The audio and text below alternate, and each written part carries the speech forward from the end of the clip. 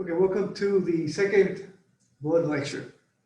We're going to get, and most of today we'll be talking about erythrocytes, and then we'll talk about the other formed elements on the next lecture. Okay, let's get started with the PowerPoint. So blood, properties, viscosity. We mentioned this as a property of blood, and that's how thick it is. And the thicker it is, the harder it is to push through blood vessels, and therefore the higher your blood pressure has to be. It's to almost complete the hematocrit, the stacked packed cell volume, which is mostly red blood cells. So the higher your hematocrit, the greater your blood viscosity. Osmolarity. Again, here is, as I mentioned before, it's kind of a tough concept for some students, and I usually explain it on the board and we get the solutions, but what I'm going to do is make up something that explains osmolarity, and I'll put it up in D2L, a document, and you can ask me any questions you have about what osmolarity really is. It's really the water concentration of your blood versus the solute concentration of your blood. So remember, your blood plasma is a complex solution of lots of solutes, and the higher the solute concentration, and this is the important thing to remember, the higher the solute concentration, the lower the water concentration. The lower the solute concentration, the higher the water concentration. So you have a certain amount of, it's like a ratio between how much salts, for example, in your blood are dissolved versus how much water. And so you can think if you, a high osmolarity would be a high solute concentration. You think of your blood as being very, very, very salty and not very watery. Or a low blood osmolarity means a low solute concentration and a much higher water concentration. That means your blood is more watery. And you can think of it both the water side and the salt side, but it's better usually to think of it on the water side. Because when we get into cells, the osmolarity of blood has to be a homeostatically controlled variable.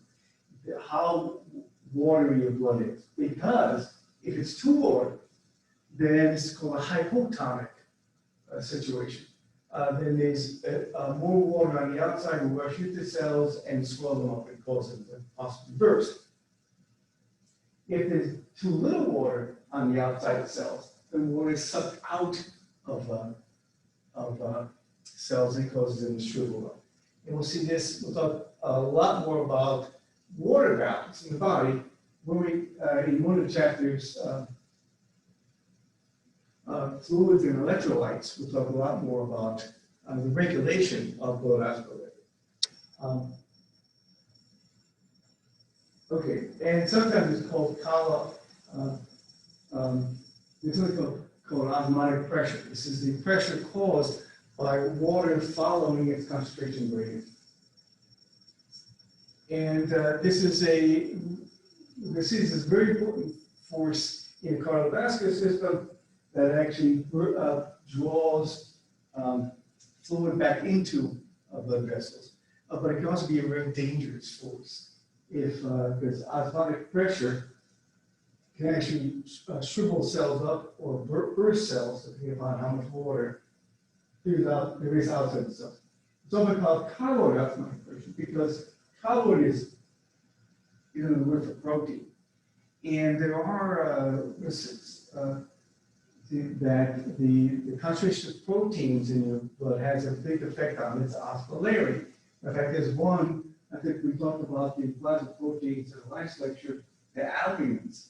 A large function of the albumin in your blood is to maintain blood osmolarity. Okay, look at blood production. And we're talking about blood production, we're talking mostly about the formed element production.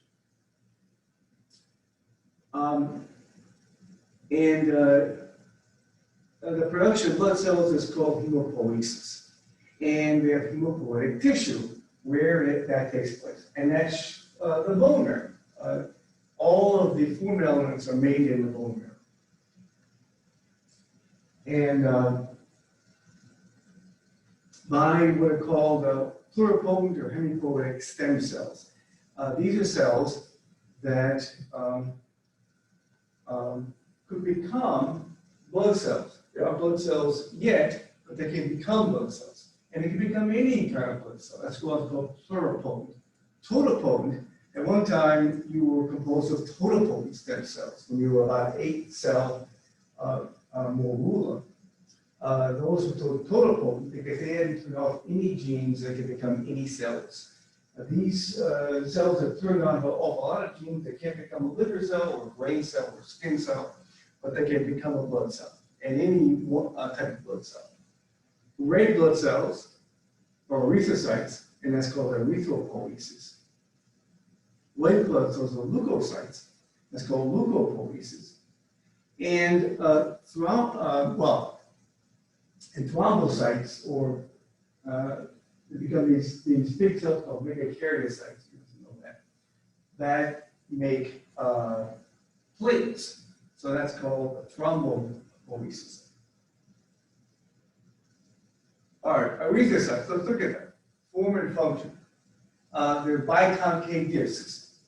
And as I said, they're called cytes, they're called cells, but they're not really cells.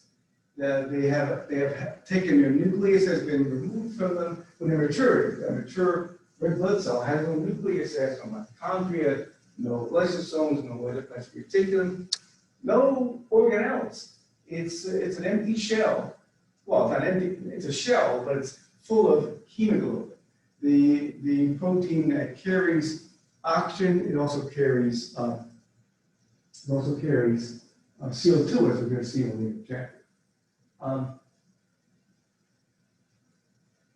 And of course, that's its function. They carry oxygen and carry CO2 in the blood.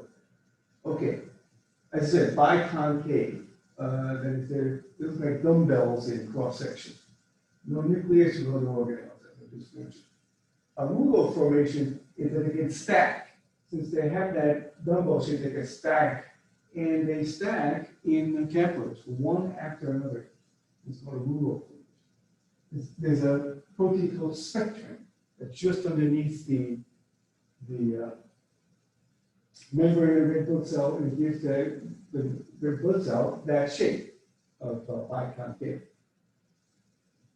Well, hemoglobin, as I mentioned, this is a very complex, large protein that carries oxygen and CO2.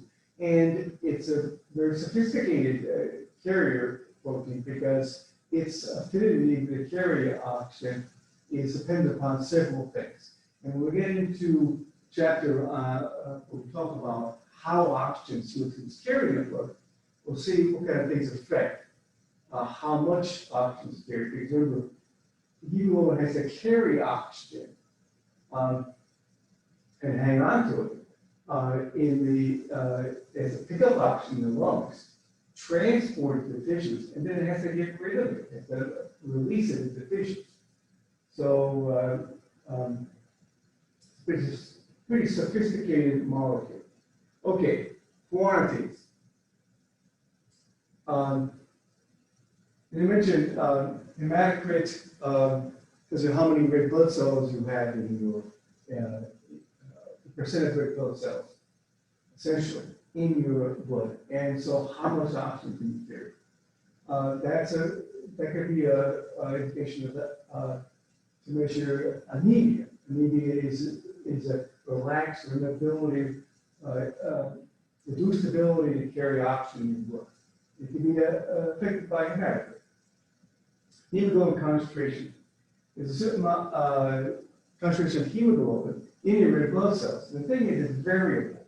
So we find out in lab that if you want to really see whether your best test for anemia is actually to test to measure the concentration of hemoglobin in your blood. Because if you can't make hemoglobin. Then the same number of red blood cells can be made, and they have less hemoglobin. So a better test for anemia is hemoglobin. Okay.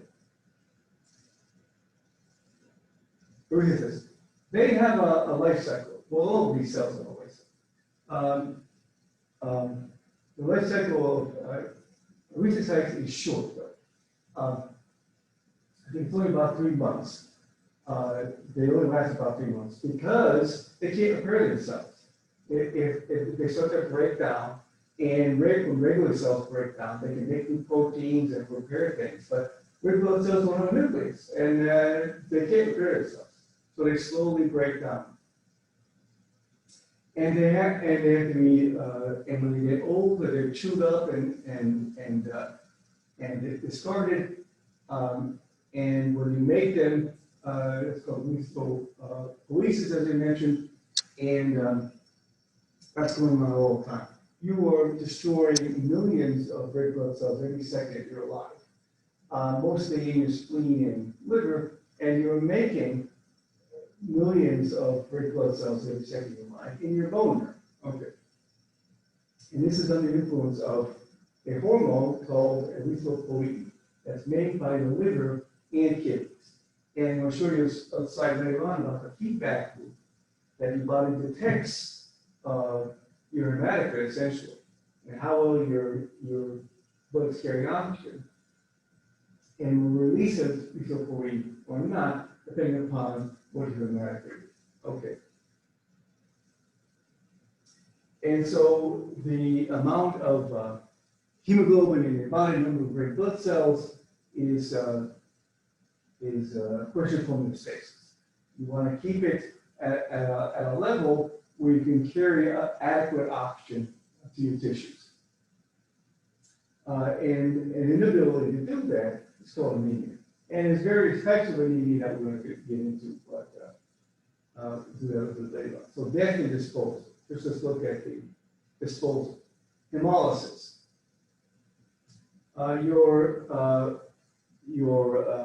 liver and spleen and the sinusoids of those two organs, those blood cells can come right out of those organs, and somehow they detect old red blood cells, and they rip them apart and destroy it.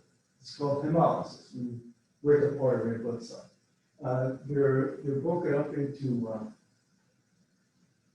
into the iron and the biopigments, bilirubin and bilirubin. And these become part of bile. And it's the breaking apart of what's called a heme group in hemoglobin. So you have this heme group. So you have we're going to get the hemoglobin, actually structure of hemoglobin in later chapters, but it's got a protein, which of course is a polymer of amino acids, 455 amino acids in hemoglobin. And then it has these heme groups that are non-proteinaceous, nitrogenous molecule that carries iron in the middle of it. And there's 4 of these heme groups in each hemoglobin molecule. There's actually 4 peptide chains also, and 4 iron ions that each can carry an oxygen molecule. So each hemoglobin carries 4 oxygen atoms. Okay. The heme groups are broken down to biopigments, to the bilirubin, and put into bile and disposed of in bile. And these are excretory products in bile. The iron is recovered. It's picked up by a protein called transferrin. The transferrin carries it to the liver to be stored by a different protein called ferritin or hemocysteine. And then they can carry it also to the bone marrow, so they can incorporate the iron and reuse the iron in making new red blood cells. So some of the iron is lost, but most of the iron is recovered. Okay. So here is the feedback loop for stimulating the production of red blood cells. First, you look up left corner stimulus, decreased blood oxygen levels. So, and your kidneys and liver somehow detect this. Or, and most erythropoietin EPO made by kidneys. So kidneys detect decreased blood oxygen. The kidney cells release EPO into the blood. That's 3. 4, EPO stimulates red bone marrow to increase the rate of erythrocytes. More erythrocytes are put into the blood. That affect the increased number of erythrocytes enter circulation. Every time the lungs, oxygen, erythrocytes, and blood O2 levels increase. And then that will turn off the EPO production once the hematocrit goes back up. Turn off EPO production, erythropoietin production. It's a natural thing that happens, like I said, you go to a higher altitude. The oxygen partial pressure is lower, there's less oxygen being carried in your blood. Because of this will stimulate the production of EPO, and you will naturally raise the hematocrit to a higher level to carry the correct amount of oxygen in the blood. There are pathological conditions that can cause anemia, but this kind of anemia, in a sense, is natural. It's really called hypoxemia first. Less oxygen being carried, and that will stimulate this feedback naturally. Okay, since speaking about pathology, let's spend the last few minutes talking about erythrocyte disorders. And that is too few erythrocytes or too many erythrocytes. Polycythemia is too many. There's too many erythrocytes. Hematocrit is unnaturally too high. And there's two types, what's called compensatory and relative. Compensatory is the best example of that is COPD, emphysema. It's really hard. The alveoli lung break down. You have these large alveoli, surface area, you lose surface area. You can't move enough oxygen to your blood, and lots of EPO is produced, and you get this really high level of hematocrit. That's compensatory because it's compensating for the inability of much less oxygen coming into your blood from your lungs. Relative is dehydration. That you get so dehydrated that the plasma portion of your blood drops, and even though the level of your hematocrit doesn't drop, the plasma level drops. So it looks as though you have a lot more red blood cells than you do have. It's only because you're losing plasma. That's called relative polycythemia. Okay, anemia. Inadequate hemopoiesis. You're not making enough red blood cells. And there's a bunch of different ways that can happen. One is nutritional. You don't get a iron, you can't make hemoglobin. You don't get a B12, you can't make red blood cells. So that's called pernicious anemia. So there are certain, particularly outside nutrients you need in order to make red blood cells. The hemolytic anemia is the breaking of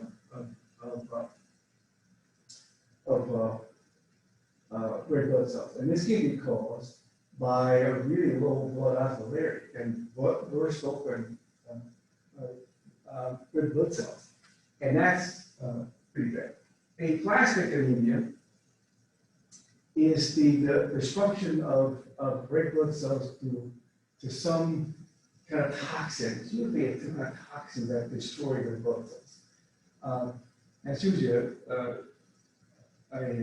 some kind of toxic chemical. Hemorrhagic is loss of blood. You lose blood, you lose red blood cells, you lose the ability to carry blood toxin. And finally, there's hemotoxic, which is a inability actually to use the oxygen that's being carried by red blood cells.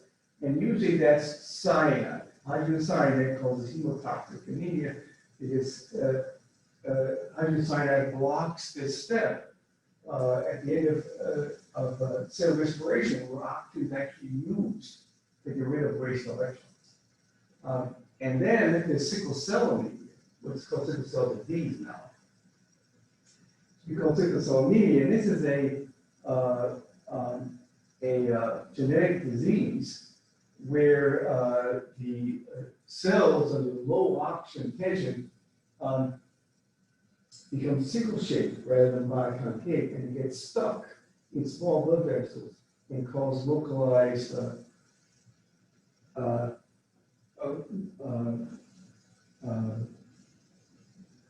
localized low oxygen concentrations. And this is usually found among African Americans because it also protects people. It protects people against against malaria. But and if it's due to one mutation in the hemoglobin gene, and if you have two of these, you have sickle cell disease, and it's oftentimes lethal. If you only have one of them, then half the cells become sickle shaped and half become normal. They must call sickle cell trait. And you can usually live with it, but you got to be careful about going into low oxygen conditions or exercising too much. Okay, and then blood types. Oh yeah, we got to talk about blood types because that has to do with red blood cells. And the antigen is a foreign protein, and when you in contact with a foreign protein, you will make antibodies to that foreign protein. Antibodies are shaped like a Y, and they can cause agglutination. That means have these two proteins, or two cells that the proteins are located on, attached to each other. So there are lots of different types of blood types, but we usually look at the ABO. And these are proteins that are on the surface of either on the surface of your blood cells or not on the surface. And this blood protein A, then this blood protein B. If you have blood type A, you have A protein. If you have blood type B, you have B protein on your blood cells. If you type AB, you have both. If you type blood type O, you have neither. And here's a really strange thing, and we'll talk about this more in a lab. The bizarre thing is that usually you don't make antibodies to foreign proteins you haven't been exposed to. But this is the one exception to that. If you're blood type A, I'm blood type A, I have anti-B antibodies in my blood, pre-made. If you're blood type B, you have anti-A antibodies in your blood, pre-made. If you're blood type AB, you have neither antibodies in your blood. Blood type O, you have both. So that's why you can't have a transfusion reaction. You cannot get mismatched blood. You cause massive agglutination all over the body, and that's lethal. So I'm blood type A. I cannot get blood type B or AB, otherwise that will kill me. So in lab we go over more about what blood types you can get in transfusion reactions in your particular blood type. Blood type O negative is thought to be the universal donor because in a pinch, I can get O negative. Because O doesn't have B protein. Whereas our blood type AB is like the universal recipient. It's got neither antibody, so you can get anybody's. But usually you don't do that in a pinch. If they've got your regular blood type in the hospital, they give you regular. But here's the real problem also with erythroblastosis fetalis, the RH group. That's another protein on your blood cells called the rhesus factor. It's a whole different gene than the A and B genes. And if you're positive, so I'm A positive, so I had this protein in my blood cells. If you're negative, you don't have it. And here's the interesting thing: if you're Rh negative, then the Rh factor is an antigen to you, but you don't have anti-Rh antibodies in blood. It's not like AB. If you're Rh negative and you become exposed to Rh positive blood, you will make Rh antibodies. So here's the danger with a woman who's pregnant, is Rh negative, and is pregnant with an Rh positive child. That's not a problem. But they always say that you should say that mom's blood and baby's blood don't mix at birth or later. And here's the problem. There's no problem with an Rh negative mom giving birth to the first Rh positive child. But then the danger is the second child with Rh positive. Because if the bloods mix, then after the first Rh positive child, the woman will have Rh negative, anti-Rh antibodies in her blood. And if she has a second child with Rh positive, these antibodies can cross the placenta of glutamate the fetus's blood and cause an escape. So what they do for every woman who's pregnant, who goes into the hospital to give birth and she's Rh negative, they give them something called Rogaine, which is anti-Rh antibodies, just in case the baby is Rh positive. They don't even, and they just give it as a matter of course. They don't even test the baby, you don't test it, you don't test the fetus. If you're Rh negative, you get the Rogaine no matter what, to make sure that you don't have this lethal vessels kids. Like I said, there are other blood type groups, but we're not going to talk about those. Just talk about the ABO. And I think that's the last slide that I have in this particular. No, here it is. That's another one here. So here it shows you how agglutination happens, how antibodies are Y-shaped. They have two engine binding sites, and they will link blood cells together that have. So if you're my blood type A, I have type B, anti-B antibodies. I get in contact with B blood, they'll cause gluten. And this is a mixed back blood and will block blood vessels and cause death. And so it's a really serious thing for this much blood. Right, I think that's it. Yeah, now going to leukocytes. We're going to do that on the next the next lecture. So this is blood 2, this particular lecture. So I'll see you later. Okay, with another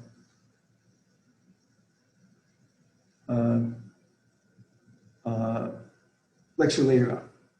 All right, so long for now.